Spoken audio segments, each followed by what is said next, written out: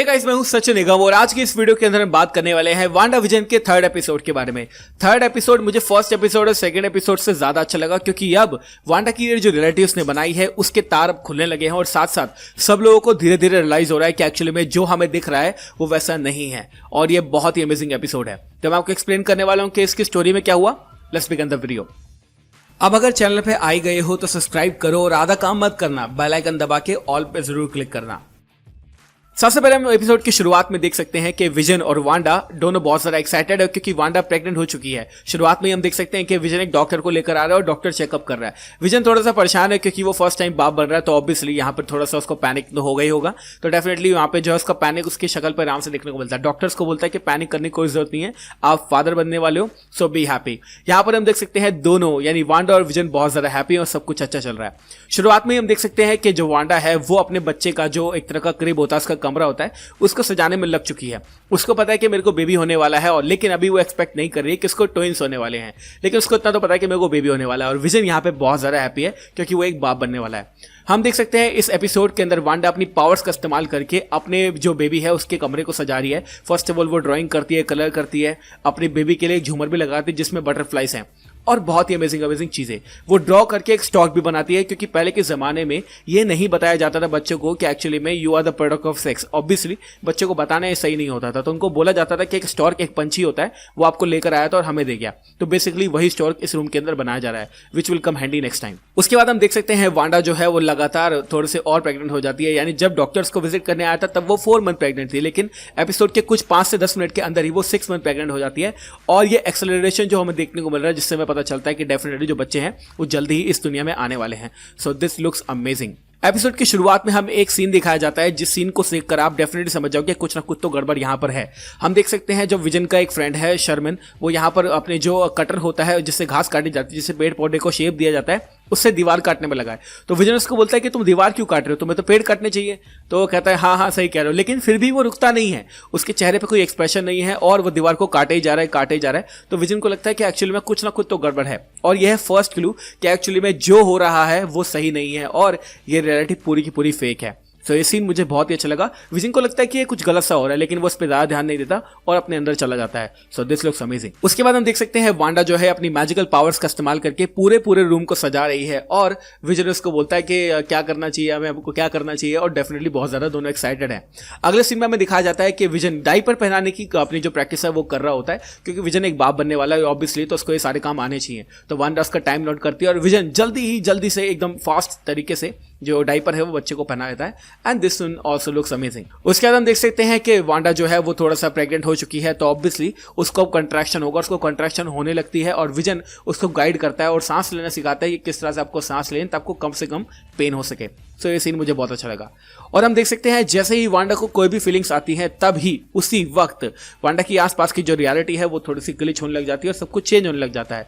जिस तरह से उसको कमरे के अंदर फीलिंग आती है, जब वो फील करती है तो जो बटरफ्लाइज थी जो उसकी झूमर में थी वो एनिमेटेड की जगह वो रियल लाइफ बन जाती हैं और वो उड़ जाती हैं। तो दैट लुक्स अमेजिंग। दूसरी बार जब उसको फीलिंग्स आती है तो सब कुछ घर के अंदर जो चीजें हैं वो हिलने लगती है और चीजों में से कुछ और निकलने लगता है और फाइनली उसको पता चल जाता है कि क्या हो रहा है और दोनों डिफेंसिव मोड में आ जाते हैं। So this looks amazing. इससे हमें पता चलता है कि वांडा जब भी थोड़ा सा परेशान होगी तो आसपास के एनवायरनमेंट पे हल्का सा फर्क तो जरूर पड़ने वाला है।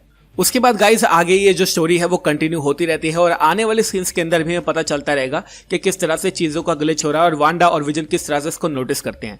तो आगे चलते हैं एपिसोड में क्या होता है अब देखते हैं। दोनों बात कर रहे होते हैं अपना आराम से, उसके बाद ही जो वांडा है उसको फील होने लग जाता है कि हाँ बेबी शायद आ रहा है और विजन जो है थोड़ा सा परेशान हो जाता है। लेकिन वहां पे ये बहुत ही ज्यादा फनी सीन है जो वांडा है वो विजन को ब्रीथ करना सिखाती है और दोनों आराम से ओके हो जाते हैं। और जैसे ही वांडा का वाटर ब्रोक होता है तो वहां पे पानी आना शुरू हो जाता है और ये पानी से उसके घर के अंदर नहीं है, ये पूरे टाउन के अंदर आ रहा है। ये पानी आया कहां से वी नेवर नो, हमें नहीं बताया गया, लेकिन ये सिर्फ इसके घर के अंदर नहीं है और ये पूरे के पूरे टाउन में ही है। और उसके बाद हमें दिखाई जाती है वो एड जिसका हम इंतजार कर रहे थे। इस एड के अंदर हमें दिखाया जाता है एक मॉम जो कि बहुत ज्यादा बिजी है, उसके बच्चे उसको परेशान करते हैं और इस एड के अंदर सिर्फ एक सोप के बारे में बात की गई है। लेकिन अगर आप इस सोप को गौर से देखेंगे तो यहाँ पे लिखा है हाइड्रा सोप, यानी ये सोप के बारे में बात हो रही है और ये हाइड्रा की है। ऑब्वियसली जो वांडा के सबकॉन्शियस माइंड का जो नतीजा है, क्योंकि क्योंकि फर्स्ट एपिसोड के अंदर हमने देखा था कि किस तरह से स्टार्क का हमें कैमियो देखने को मिला, दूसरे एपिसोड में हमें स्ट्रकर का कैमियो देखने को मिला, और अब थर्ड एपिसोड में हाइड्रा के बारे में पता चलता है। तो बहुत ही अमेजिंग ये सीन होने वाला है। और अगर इसका टैगलाइन आप देखेंगे तो यहाँ पे लिखा है find the goddess with in, क्योंकि हाइड्रा के एजेंट ने ही, स्ट्रकर ने ही उसके अंदर का जो गॉड था वो बाहर निकाला। वांडा सिर्फ और सिर्फ एक नॉर्मल लड़की थी। जब उसने अपने आप को स्ट्रकर के हवाले किया तो स्ट्रकर ने माइंड स्टोन का इस्तेमाल करके उसके अंदर के जो गॉड था उसको बाहर निकाला। तो काफी अच्छा नोट है जो कि मुझे बहुत ही अच्छा लगा। और इस पैकेट पे, इस डब्बे पे जहां पर लिखा हुआ है हाइड्रोसो का, आप गौर से देख सकते हैं हाइड्रा का पैटर्न भी बना हुआ है। तो it looks just amazing. Actually में ये सोप है और साथ ही साथ हम कह सकते हैं कि एक तरह का पाउडर है जो कि पानी में जाता है, बुलबुल बनाता है, नथिंग मेजर। बट यहाँ पर हम हाइड्रा का जो ईस्टर है वो आराम से देख सकते हैं। So this looks just amazing. उसके बाद हम देख सकते हैं वांडा और विजन यहाँ पे दोनों तैयार बैठे हैं, लेकिन वांडा भीग चुकी है। तो वांडा अपनी मैजिकल पावर्स का इस्तेमाल करके हवा जोर से चलाती है और दोनों के दोनों सूख जाते हैं। This look just amazing. पूरे के पूरे एपिसोड में हम देख सकते हैं कि इस एपिसोड में जितनी भी चीज़ें हुई हैं, जितनी भी चीज़ें ग्लिच हुई हैं, उनको सबको हंसी वाले ट्रैक से कन्वर्ट कर दिया गया है। यानी लोगों को पता ना चले कि एक्चुअली में चल क्या रहा है। बस वांडा जो है वो सब कुछ को, रियलिटी को चेंज करती रहेगी और हंसी का ट्रैक चलता रहेगा, ताकि जो सिनिस्टर प्लॉट पीछे चल रहा है, जो सारी की सारी ग्लिचेस पीछे हो रही हैं, वो किसी को भी नोटिस ना हो। उसके बाद हम देख सकते हैं हमारी जो है मोनिका रैम्बो आती है, जो कि इस रियलिटी में जिसका नाम है जेलेडिन। तो इस रियलिटी के अंदर आती है, वो वांडा के घर में घुस जाती है और वांडा अपने आप को छुपाना चाहती है क्योंकि वो नहीं बताना चाहती वो प्रेग्नेंट है। ऑब्वियसली कल रात को वो प्रेग्नेंट नहीं थी, आज मॉर्निंग वो प्रेग्नेंट कैसे हो सकती है। यहाँ पर मोनिका रैम्बो का जो कैरेक्टर है जेलेडिन, वो आता है और बोलता है कि भैया मुझे एक बाल्टी चाहिए, मुझे एक बाल्टी दे दो। तो यहाँ पे वांडा और वो बात करने लगते हैं। अब जेलेडिन ऑब्वियसली एक लड़की है तो बातें तो होंगी, बात करते रहते और वांडा अपनी प्रेगनेंसी को छुपाने के लिए पहले फ्रूट बोल और बाद में एक वेस को पकड़ लेती है। थोड़ी देर बाद बातें करते करते हम देख सकते हैं जो स्टॉक वांडा ने अपने बेटे के रूम में बनाया था, उस रूम का जो स्टॉक था वो जिंदा हो चुका है। जैसे बटरफ्लाई जिंदा हो गई थी, सेम इस तरह से अब जो स्टॉक है वो भी जिंदा हो चुका है और वो बाहर आ रहा है। तो वांडा जो चाहती है कि उसको देखने को ना मिले, यानी मोनिका रैम्बो को पता ना चले कि वो जिंदा हो गया है, इसलिए वो उसको डिस्ट्रैक्ट करती रहती है। लेकिन हम देख सकते हैं वो स्टॉक बेचारा बार बार आता रहता है, वांडा उस पर मैजिक करती रहती है, लेकिन वो मैजिक को हटाया रहता है और आराम से अपना एंजॉय करता रहता है, घूमता रहता है। वांडा इस बात से बहुत ज्यादा परेशान है और एंड में ये दोनों बहुत ही अमेजिंग और हंसी वाला सीन हमें देखने को मिलता है। इसी सीन के अंदर अगर आप गौर से देखेंगे तो टेबल के ऊपर एक मैगजीन रखी हुई है जिस पे लिखा हुआ है ग्लैमरस, लेकिन इस मैगजीन के कवर आप गौर से देखो तो आपको स्कारलेट विच की कॉमिक एक्यूरेट सूट देखने को मिलेगा। तो ये सीन काफ़ी ज़्यादा अमेजिंग है और काफ़ी ज़्यादा फैंस ने मिस कर दिया, लेकिन मैं आपको बता रहा हूँ। उसके बाद हम देख सकते हैं कि वांडा और यहाँ पे जो है उसकी फ्रेंड जेलेडिन वो चलने लगती है, लेकिन वो जो स्टॉर्क होता है वो वापस से एनिमेट ना होकर वापस दीवार में छुपने की कोशिश करता है और उसको दिखाई नहीं देता। लेकिन यहाँ पर जो उसकी फ्रेंड है वो ये जज कर लेती है कि बच्चे का करीब है और वो कहती है वांडा क्या तुम प्रेग्नेंट हो, और इस वक्त वांडा जो है अपने हाथ से वेस को गिरा देती है और जेलेडिन को पता चल जाता है कि एक्चुअली वो प्रेग्नेंट है। मीनवाइल जो विजन है वो डॉक्टर के पास भागा हुआ है क्योंकि ऑब्वियसली उसकी वाइफ लेबर में है, तो वो यहाँ से निकाल के उसको लाना चाहता है। हम देख सकते हैं कि वांडा बहुत ज़्यादा जल्दी बहुत ज़्यादा लेबर पेन में आती है, तो मोनिका का जो कैरेक्टर है जेलेडिन इस रियलिटी में वो कहता है कि तुम्हें बेबी को यहीं पे बॉर्न करना पड़ेगा और वो उसकी डिलीवरी कराने में लग जाती है। सीन के अंदर हम देख सकते हैं कि वांडा बहुत ज़्यादा परेशान है, बहुत ज़्यादा उसकी फीलिंग्स बढ़ चुकी हैं, तो आसपास की जो सारी की सारी चीज़ें हैं वो घूमने लग जाती हैं, टेढ़ी मेढ़ी होने लग जाती हैं। और मोनिका रैम्बो का जो कैरेक्टर है सीआरटी में जेलेडिन, वो कहती है कि ये सब क्या हो रहा है, लेकिन वांडा यहाँ पे बहुत ज़्यादा पेन में है तो उस बात पर ध्यान नहीं देती, सिर्फ उसकी बेबी की डिलीवरी कराने लग जाती है। सारी की सारी चीज़ें खराब होना शुरू हो जाती हैं, इधर उधर होना शुरू हो जाती हैं, कुछ अप्लायंसेस तो फट भी जाते हैं और वांडा को फाइनली एक बेबी बॉय हो जाता है जो बहुत ही अमेजिंग है, बहुत ही सुंदर है। Like the baby, blue eyes, I love it. उसके हम देख सकते हैं वांडा बहुत ज़्यादा खुश है और विजन जो है वो डॉक्टर को लेकर फाइनली आ जाता है। डॉक्टर कहता है कि चलो अब तुमने एक बेबी कर दिया है, we should talk about it. और यहाँ पर विजन और वांडा को एक मोमेंट मिलता है बात करने के लिए। विजन अपना ह्यूमन फॉर्म से वापस अपने नॉर्मल फॉर्म में आता है और दोनों बात करने लगते हैं। जैसे ही विजन उसके पास जाता है किस करने के लिए, उसी वक्त वांडा जो है दोबारा से चिल्लाने लग जाती है और विजन कहता है ये क्या हो रहा है, तो तभी उनको पता चलता है कि एक और बेबी वहाँ पे आने वाला है।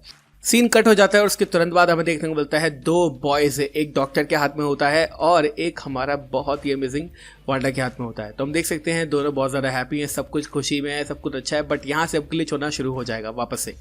हम देख सकते हैं जैसे ही डॉक्टर बाहर जाता है तो डॉक्टर यहाँ पे कहता है कि ये स्मॉल टाउन है तो यहाँ से हम एस्केप नहीं कर सकते, जो कि बहुत बड़ा हिंट है। तो यहाँ पर डॉक्टर जो है डेफिनेटली कुछ ना कुछ हिंट तो दे रहा है विजन को, और मेरे को ऐसा पता नहीं क्यों लग रहा है कि डॉक्टर जानता है कि रियलिटी क्या है, वो विजन को समझाना चाहता है कि इसके अंदर से तुम्हें एस्केप होना पड़ेगा, शायद ऐसा कुछ है।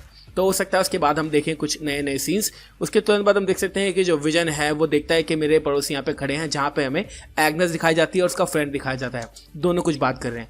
विजन जाके देखता है कि एक्चुअली बात क्या कर रहे हैं, लेकिन दोनों उसी वक्त थोड़े से अपने बिहेवियर को चेंज कर देते हैं और वो जो भी बात कर रहे थे बिल्कुल रोक देते हैं उसको।